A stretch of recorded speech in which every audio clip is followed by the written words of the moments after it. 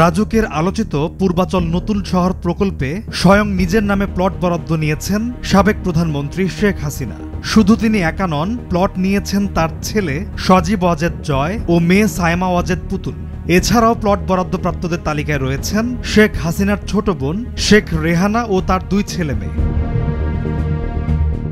সূত্র জানায়, রাজনৈতিক বিবেচনায় সরকারের 13/A ধারার ক্ষমতা বলে তাদের প্লট দেওয়া হয়। 2022 সালে তারা প্লট বুঝে পান। পরে বিষয়টি রাষ্ট্রীয় অতি গোপনীয় বিষয় হিসেবে চিহ্নিত করা হয়। ফলে হাতে গোনা কয়েকজন ছাড়া খোদ রাজুকেরই অনেকেই এই বিষয়ে তেমন কিছু জানেন না। হাসিনা ও তার পরিবারের সদস্যরা প্রত্যেকে সর্বোচ্চ 10 কাঠা আয়তনের প্লট নিয়েছেন।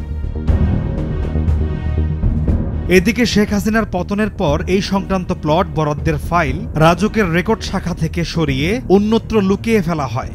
পরে চেয়ারম্যানের ড্রয়ারে ফাইল রয়েছে এমন খবরে রাজুকে অসন্তোষ দেখা দেয়। সম্প্রতি কর্মকর্তা ও কর্মচারীদের দাবির মুখে এই সংক্রান্ত 6টি ফাইল পুনরায় রেকর্ড রুমে ফেরত পাঠানো হয়েছে। বর্তমানে চুরি বা নথি হারানোর শঙ্কায় সব কয়টি ফাইল বিশেষ নজরদারিতে রয়েছে। রাজুকের উপপরিচালক নায়েব আলী শরীফ স্বাক্ষরিত চূড়ান্ত বরাদ্দপত্রে লেখা হয়, কাঠা প্রতি 3 লাখ টাকা হিসেবে 10 কাঠার প্লটের মোট মূল্য 30 লাখ টাকা নির্ধারণ করা হলো।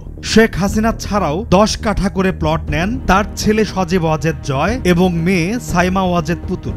তাদের প্লটের নম্বর যথাক্রমে 015 এবং 017। এর মধ্যে জয়ের নামে প্লটের বরাদ্দপত্র জারি করা হয় 2022 সালের 24 অক্টোবর।